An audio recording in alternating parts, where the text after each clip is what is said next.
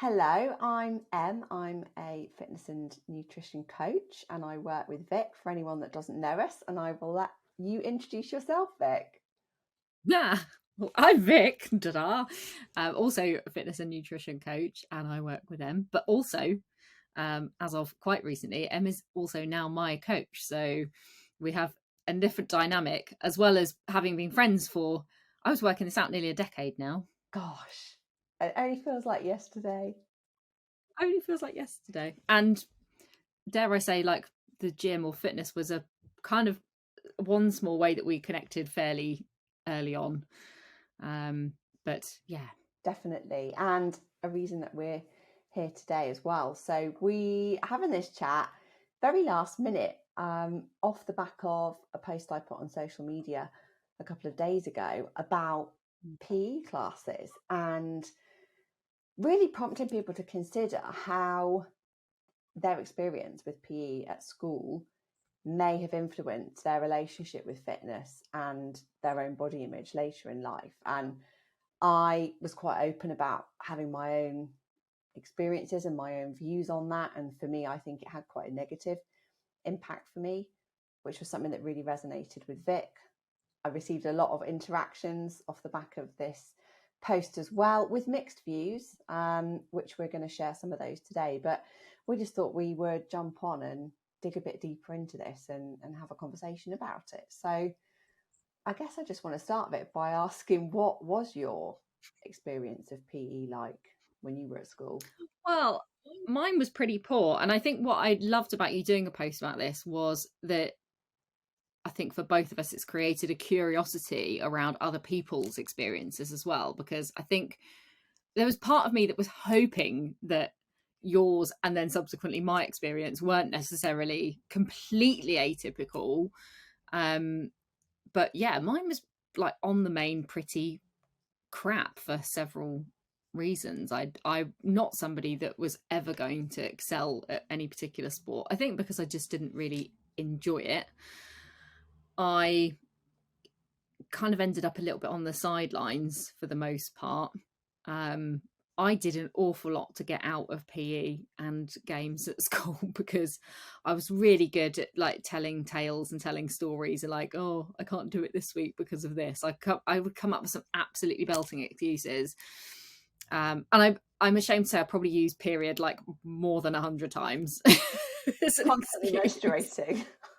God, I'm sure you had a period last week. It's just going on forever, miss, honestly. But yeah, I really leaned into my womanhood once that was an excuse. And we had, female teachers on the main that were like, well, come on, like actually a bit of physical movement's probably good for you. But yeah, just not good. I felt very marginalized, I guess. And I know like a lot of other people in my classes felt the same. I wasn't on my own, but I very much felt like the focus was placed on just helping the good and the talented excel, and just kind of everybody else was just left to, had to participate still, but just left really on the sidelines. So what about you? It's not something that I have very fond memories of either. I mean, like anything, obviously there were good times, and I think where, we used to rotate different sports and activities, and of Yeah, we course did. sometimes there were things that I might have more of a natural propensity towards and would enjoy more. But I think unfortunately those nicer memories are really shadowed by, the majority of that not being the case, and very much feeling like I just didn't fit in. If you'd said to me back then I'd end up working in the fitness industry, I wouldn't have believed you, because No. I was never somebody that was naturally athletic, and there was a really big focus on athletics and team sport and these sorts of Mm-hmm. things. And I just remember that, I was never sort of, I hate to say it like this, but like the weakest or the slowest or the absolute worst.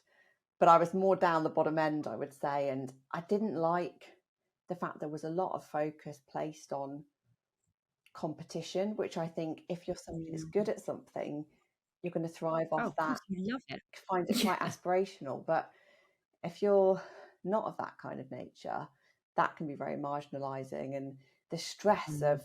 when people would stand up and they'd say, right, these two people are the captains of the teams, now pick your teams, and calling out names. Yes. Wasn't that, I mean, when you think about that now, very Yeah, not it was hideous. inclusive. I still feel like they want to watch The Apprentice and they pick their teams at the end of The Apprentice because I just think it's the most awful thing you can ever do. Basically, I'm saying you're the best person, and the last person I pick, I'm either stuck with or you're just my last choice. So it's just like no good comes of like giving like placing like a hierarchical importance on people around you, That's such but a good especially in that example. context, we're already quite vulnerable, and then somebody's like, "Oh, you'll do. You're better than that person." Yeah, I think I definitely feel that kind of approach to things could contribute to a bullying culture as well, because it sort of exposes people and gives other stronger characters around them more of an opportunity to latch onto that. So I never liked that part of it. I didn't like the focus on body shape and size, you know, how tall you were, what you weighed. And to an extent, I understand why for certain activities they wanted to match people of a similar size. So I do get that to an extent, but I do think that kind of focus on bodies, particularly as a female and going through that puberty stage, I didn't find helpful. And the other side of this is not just the actual classes, but the horror of the changing rooms. Oh, the changing rooms. Firstly, can we just say, like, changing rooms at schools, they might be perfectly lovely now. I don't know. They're just really lovely environments with lots of privacy. But firstly, they're just horrible, like cold, hard places. It's always tiled, isn't it? They're always cold, no matter what time of year it is. They're always freezing. There's no heating or anything in them. They're just always a bit grotty and smelly and everything else. So you've already got this like awful environment, and then it's like, oh right, you basically all have to be completely butt naked in front of one another. And like our showers were completely like communal, like there weren't cubicles, it was just like this open trough type arrangement, and you all just went in one end and came out the other. Oh, absolute horror. Yeah, ours were the same. And actually I don't think that was particularly well policed, because I'm thinking back on it, I remember the communal showers, but I don't, this is really going to make me sound bad, I don't remember using them. So I wonder whether I was holding back. And I think I got out of it as much as possible. yeah, We used to get a bit of a telling off if we'd done something muddy, like hockey or something. They would literally march you through, and they'd be like, well, you have to be, otherwise you're going to be unclean. But if I was the same, if I could get away with not doing it, I absolutely would. Just used every opportunity. Yeah, and it's difficult as a female, you know, yes, you're all in the changing room together, but everybody was developing at really different rates. And I very much remember that. I remember pretty much overnight having breasts when a lot of my peers didn't. But then also I was quite late to start my period. So everybody's just, yeah, evolving, developing at different rates. And looking back, I can see now we will have all just been feeling the same and been completely focused on ourselves. But it's really sad, isn't it? But the paranoia is everyone around you is looking and judging, and like, who's got pubic hair? Yeah, exactly. That's who's literally got came overnight. You've just reminded me. But that was the thing. Most things like that did kind of seem to just appear. And I had a real something I was very insecure about. Weirdly, I don't really remember my journey into like my boobs growing and stuff. I think that just kind of did happen maybe at like medium rate. The thing that I remember is I had quite hairy legs, and I just used to feel such a like this ball of anxiety in my stomach about people seeing my legs, and like the teasing and the bullying, and you know, it probably wasn't ever really that bad, but it was probably more, my memory of it's probably more about how I felt about that happening rather than it necessarily happening. Agree. But yeah, that was, and I think it was all part of the culture around PE for me. So I didn't like any part of the process, and I think that's what has probably left me looking back on it and reflecting and thinking, wow, I'm amazed that I've actually found my way and found a sport, and I do class weightlifting as a sport that I connect with, that I'm good at, that can keep me fit and build my confidence. But that wasn't something that was done at school. I'm not very close to what's happening in schools now, so if there is anyone watching who is, we'd love to hear from you. But I know in some American schools they are great at getting kids into the weights room young and getting them lifting. And I just think, God, if strength training had been a thing, I think I would have been really engaged in that, but I didn't have the opportunity to discover that until much later in life. No. We had a very strange random memory that cropped up when I was reading your post. And of course, it's just like loads of little memories cropped up. But we had this very odd experience where we did actually, turns out we had all this gym equipment in the school, as in like not just, hanging rings and ladders up walls and stuff and trampolines. Ropes. We actually had like dumbbells and benches, and I'm sure there might have even been a squat rack or something in there, in this like really like this little room that was off our sort of main gymnasium that we'd never been in. You could only access it from a separate door on the outside, and we got to use it once. And I remember being told, like, oh, this is not part of the normal thing that we do. This is for, I think it was for the exclusive use of one of the boys' sports teams. So like either the football team or the rugby team. Rugby was quite big at my school, so it was probably the rugby team. Like, and they're the only people that are usually allowed to train in there. But for some reason, we were given access to go in there. And I do remember having a feeling of like, oh, this is exciting. Now, that might have just been the novelty of it was something indoors, because I tended to lean towards the indoor sports than the ones that were like cold and muddy. But yeah, that was as close as I ever got. And other than a random time where once we went to this strange little sports club and I went on a treadmill and couldn't operate it properly and fell off and everybody laughed. So subsequently, when I first went into a gym as an adult, I would not go on a treadmill for so long because I was just terrified that the same thing was going to happen. Oh, bless you. I see, that's really non-inclusive to have a weights room that was only for boys and only for the people that were excelling in a particular sport that the school held up as being... Reward the ones that are already doing well and just forget about everybody else. Yeah. Oh dear, that is triggering. I thought... What do you think? Oh, I was just going to say, what do you think might have made the experience for you as a, like, if you are talking to like 13-year-old Emily, what would you like it to have been like what do you think could be different? I think a really important thing to call out is that with any subject at school, a lot is dependent on the teacher. And I'm sure quite a few people reached out to me, said they had a really good experience with PE, and quite a red thread in those comments was they'd had a really good teacher. So I think that was probably a factor. I was actually terrified of one of the PE teachers in particular, who had a habit of going around, and I'm just shocked saying this out loud because I think back now and I can't believe it was allowed. He'd go around pinging the girls' bras, and he'd do it walking down the hallways of the school in bare daylight.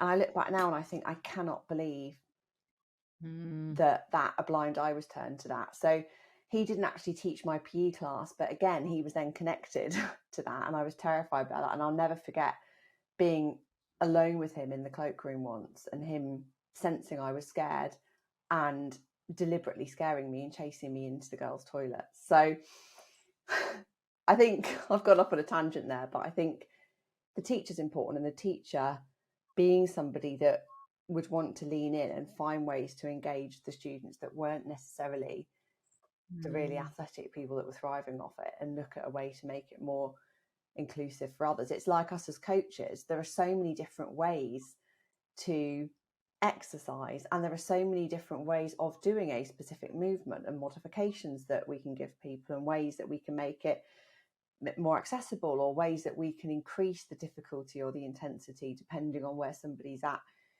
in their journey. And I don't remember any of that. So I think ways of making it more inclusive, and if there could have been any element of choice, I think that would have been great. I understand they can't just have every student going off doing different things. But I think if we could have had a bit more of a say, wouldn't it be great if we'd been able to vote, for the next sort of block of PE classes, what we would actually like to do? Yeah, I think we had, if my memory served me right, I know it's such a long time ago, I think we did have, not all year round, but I think there was one point in the year where we did get to choose, but I can't remember whether it was just by vote of the group and then you just did what the majority wanted to do. So that, I mean, that in my mind isn't really choice, because you're just that you're not making the choice. But there was just the odd occasion where it would be like, oh, this group's doing this sport, so if you want to do that, you could go and do that instead. So it would be remiss of me, I think, to say we never had any choice, but I certainly remember my most horrifying memories. I mean, one of mine is still kind of quite a formative part of my adulthood, actually, which is a fear of deep water, or fear of being underneath water. And people that are very comfortable in water cannot rationalize it, but this all really stemmed from having a fear of water and a female swimming teacher deciding that the way to get me over that phobia was to just push me into the deep end of the water. And I was so traumatized by it. I was very lucky that from that day on, I just did everything I could to get out of swimming. Look, I'm getting emotional even talking about this story, but I had this amazing teacher who actually, she was a diving instructor, and she pulled me aside and she said, oh, I've noticed that you're not very comfortable with like going swimming. And she had such, it's making me really upset, she had such a phenomenal level of empathy. She took me aside away from the rest of the group when they were all going to an assembly and said, what can I do? And I just said, look, I'm happy to put my costume on and get in the pool, but I don't want to go in that deep end. And she said, okay, fine, we'll do that. And she just made it happen. It was just amazing. It was, and we need more people like that don't just force children to do things, that make them, give them lasting experiences for the rest of their lives. And no, I've got no interest in overcoming that fear. As I know it sounds really like, but I just can't. I don't even know where I'd start with trying to unstitch that. If there's any amazing swim instructors watching this that want to help me overcome my fear of deep water, then by all means get in touch. But you can see what it does to me talking about it. Yeah, a powerful memory and a great example, I think, connecting to my point that the teachers, I think, have a lot of the power here to cultivate that change. It's ironic you mentioned swimming, because actually, until you did, that hadn't really crossed my mind as being part of PE. And you know what? Ironically, I was a very strong swimmer. That was one thing that was something you enjoyed, excelled at. I actually distinctly remember the first time I was having to swim at school. It was an outdoor pool. It was horrendous, really cold and horrible. But I remember they had us, in groups, and we were sort of doing, we were swimming and they were timing us. And I actually remember the teacher kind of pointing at me and moving me along the pool into a more advanced group. There we go again, kind of segregating. Wow. But swimming was one thing that I was good at and really enjoyed. Yeah, pretty much the exact opposite to you. I was pretty much always upside down in water. But then in later, as I was going through puberty, then I didn't enjoy it as much. And I remember lots of paranoia around body image and not liking having to come out of the changing rooms and get into the pool. And I remember worrying that boys were looking, obviously, before I started getting interested in them. I remember thinking, the boys are going to be looking at me and the fact I've got breasts and things like that. But it doesn't get more exposing, does it, as a child? Than PE kits themselves aren't particularly the nicest thing. I don't remember anybody relishing putting their PE kit on. And typically, you'd put on your netball skirt and it was too long, so you'd be like trying to roll it up to make it a bit more fashionable, and then getting told to put it back down again. But yeah, nothing more exposing than being in a swimming costume, is there? And I think an experience that we carry with us as adults a lot of the time. It's a very exposing thing for most adults, isn't it, to be in a swimming costume or a bikini? Yeah, Yeah, it's interesting. And on the topic of PE kit, I went to a school where we didn't have a uniform, which was obviously quite rare. And while I liked some elements of that, they did give guidance on what your PE kit should be, obviously, but it wasn't like we had a really specific kit. And I lived in fear of forgetting either my PE kit or my swimming kit, because if you did, the teachers would make you wear something from the lost property and you'd be absolutely ridiculed. And wait for it, if you forgot your swimming kit, not only would you have to wear some random lost property swimsuit, they had a what do I mean? You know, the caps, a swimming cap. That's what it's called. Yeah. They had a swimming cap with 3D flowers all over it. And it was like, oh no, like the old 1960s lady swimming cap. The swimming hat of shame. And I look back at it now, it makes me you're laughing, but hear me out.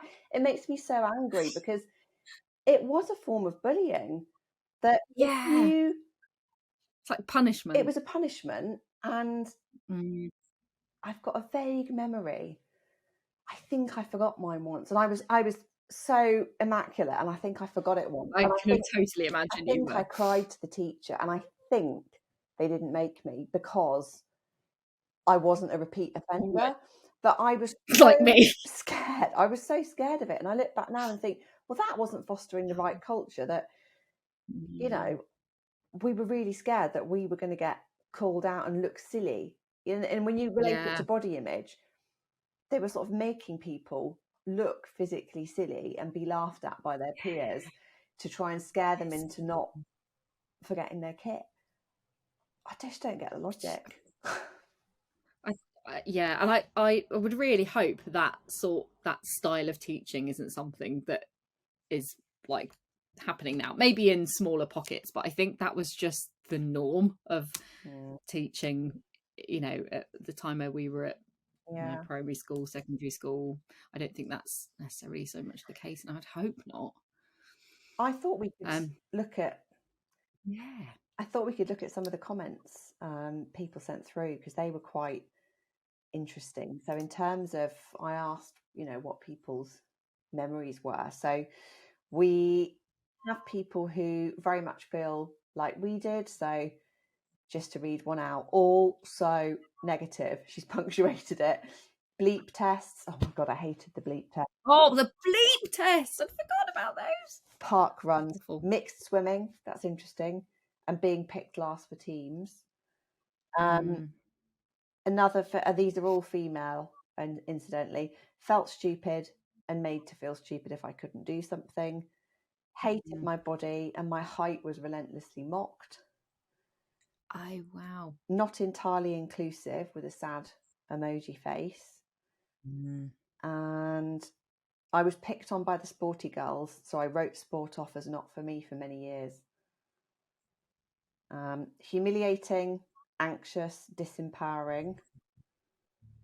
Another one, I'm still haunted by the navy PE knickers we had to wear that never fit my butt, and the humiliation if you were near one of the last picked to go in a team. Wow. This one from my mum, so an older generation. Seems it wasn't any better back then. I hated PE in capitals. I couldn't climb the rope or rope ladder, got bruised legs in hockey, couldn't even serve in tennis, was scared of diving in the swimming pool, and was mortified that we had to all walk through a communal shower in front of each other and the teacher at the end of class. And as an extra note, there were no sanitary bins in the school. So thank God we had that at least. Yeah, right. I mean, another female follower said, dare I say it, still happening today. I've had to remind a sports club for my daughter to be inclusive of abilities and physique of all ages and sizes. Dated outlets can be very demoralising at a tender age. So only one perspective there. It's really important to state that's only one perspective. And perhaps on the flip side here, a great comment from my friend Amy, who says she's recently worked with a school to help them introduce more gym-based activity or exercise outside of playing sports, and trying to focus on what each person can do movement-wise instead of relying on particular skills, which is interesting. And she said she mainly worked with the non-team players, and they spoke about how they can't play the sport and the teachers don't have the time or the right methods to teach them how to play. And, you know, in fairness to teachers, they're drastically under-resourced. So you can imagine if it's one teacher to however many, 20, 30 pupils, you're fighting a losing battle, aren't you? But it's amazing people like Amy are being called on to go and give consultancy like that. I think is really encouraging. We need more Amy's. But this is it, isn't it? This is the problem. There's like still going to be that disparity, and I think that, like you say, you know, the reality of teaching a group of people is I've mad respect for teachers. Let me just say off the bat, like enormous respect for teaching profession, because I think in any subject you're constantly dealing with people with a whole plethora of different abilities and attitudes, and you know that must be just phenomenally challenging. So I just wanted to take a moment to recognize that, because I don't think there's an easy solution like, well, everybody should just be doing this and that would make the problem go away. No, agree. And I think, you know, we've got memories of teachers that were really, really great and trying their best. We had some comments from people who loved it. They were in the minority, but again, I think a fair disclaimer would be probably a lot of people similar to me who resonate with me follow me, so there may be some kind of bias in the data there. But we had a couple of females, couple of comments here. Myself, I love sport and loved PE, however I was always aware that it wasn't for everybody. And then Tanya saying she loved PE at school but thinks she was incredibly fortunate. They had very good female teachers who were very encouraging, and the school she went to had really excellent facilities that made a big difference as well. And then the comments I got from 3 men participated, which was awesome, and they interestingly had very positive experiences. So Dan said it was positive. He calls out a lot can be said for the purpose and teaching, which is an excellent point, and that he did find the competition element helpful. Mark said he loved it. It developed his love of rugby and athletics. And another comment saying it was my time to dominate in basketball. So clearly that person was one of the gifted ones. So gifted child. Yeah. And I mean, that's very interesting, because when you look at the data, and there's research from Sport England that I'm pretty sure this is Sport England, where basically only a third of girls in years 9 to 11 strongly agreed that they enjoyed taking part in PE, versus a whopping over half of the boys. So, you know, that already shows that what interestingly they describe as a gender activity gap, and I really like that we've got a cool phrase for it, because I think it just everything bundle that in with the gender pay gap. Yeah, but you know that does seem to be happening, and a really, really sad thing about that, I think it's linked, I think this is from the same research, that there's basically just a drop-off point with girls in school and exercise, and I don't want this to make this all about girls, but I think that's where the seismic shift seems to be happening, where the biggest drop-off seems to happen between primary school and secondary school. So I think I'm going to cast aspersions that some of that is going to be about age and puberty. Absolutely. And going from being the oldest child at a school full of young children to being the young child in school. And we remember how exposing that was, of joining a school where we hadn't developed physically, but we were suddenly around lots of people that were very developed physically. And sadly, the research from, I think this might have been from the same study, but 2/3 of girls quit sport altogether by the age of 17. 2/3. And that really resonates with just what so many of my clients say, and actually quite a lot of clients, you know, gave us feedback on this topic. And I think, you know, I'm just sort of thinking there's a lot of my female clients, and again, I don't want to generalize, but I'd say the majority have perhaps dabbled a little bit with weightlifting, but quite often in a kind of group class context, but are really keen to kind of make that move more into the free weights area, and are very liberated and empowered when they do. But there is a lot of this sort of the stories, you know, they're telling themselves around not believing it's a place that they belong. And I think this does tie in with this gender activity gap, because boys, and I think particularly with our generation, I think there's huge improvements now, but sports were just a thing that boys were really encouraged to do,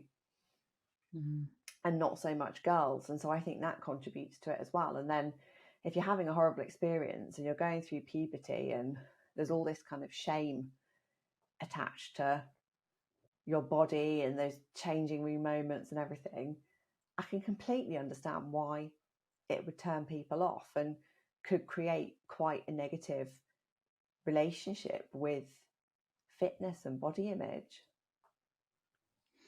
Yeah, whether we like it or not, those two things become very intrinsically linked, and that idea is planted as a seed at such a young, impressionable age, then it almost becomes, it feels for so many people like it's just impossible to detach the two things, like your body image and your physical body state.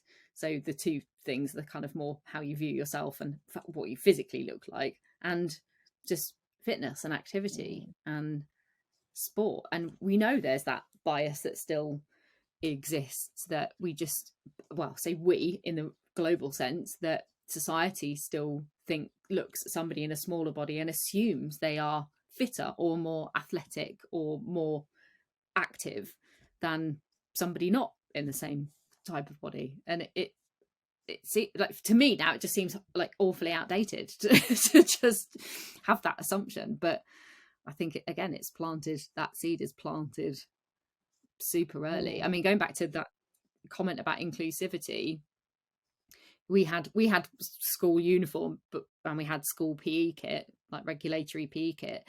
But even just having this conversation, I remember one of the sports I did actually quite enjoy at school was netball. I kind of got on okay with netball. But I remember the bibs. Do you remember the bibs you used to have to wear for netball? Yeah. Kind of went over your head to like say like what position you were. And those bibs were not at all body inclusive.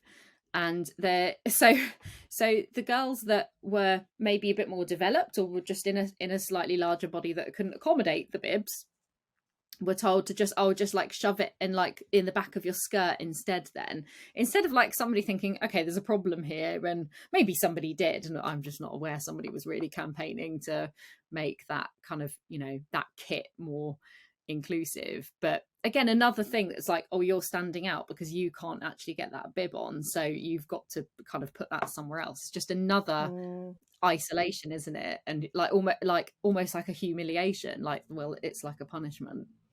Yeah, and I hope that, I think, you know, there is a lot more focus on encouraging and celebrating women in sport, like we've seen with the Women's World Cup. And, you know, I think we're all being much more mindful of these topics around inclusivity. So I really hope, firstly, I hope someone watching this gets in touch and can educate us even more about what is currently going on in schools. But I really hope it's going to continue to move in the right direction. And actually, I think having this conversation is really inspiring. And I know you and I have already started playing around with some ideas of, you know, things that we might want to do to help around this, and also to encourage people like ourselves, people of our generation or any generation that have had similar experiences as us, to know that there is a space for them in fitness. Because I truly believe that fitness can be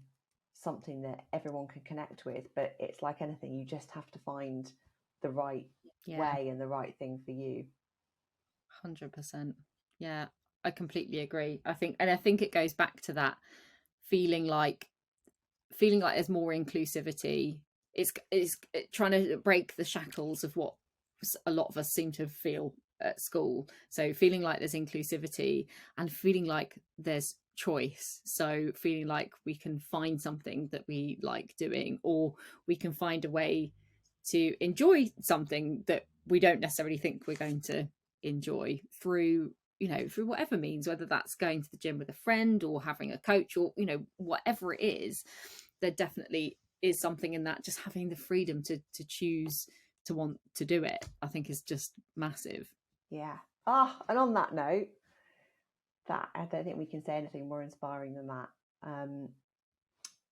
Where can people find you if they're coming across this, seeing you for the first time? Where can people connect with you? Hit me up over on Instagram at Nutrition with Vic. And what about you, Em? I would say also Instagram. I'm Empower Fitness. That's POWA. Power. Because power. I found it eventually. I love it. It only took and me also, you know, we would love to do any follow up on this if there's anybody that's like got any relevant experience or has got, you know, a different perspective to bring. We would definitely love to extend this conversation out, so please do get in touch with us if you feel really passionate about talking about the subject, or, you know, if you just want a friendly chat about the fact that some of this has resonated with you and it's resurrected some of the same horror stories it has for us. We're gonna have, like, I feel like we're gonna like have a very strange set of dreams tonight of just lots of strange memories of being a youngster. I think I'll be in the floral swimming cap. Don't. And I'll just remember in slow motion being pushed into the deep end of the swimming pool. I mean, thank God I didn't drown. What a lawsuit that would have been. Anyway. Well, I've loved this. Thank you. And thank you to everyone watching, and see you soon. Bye.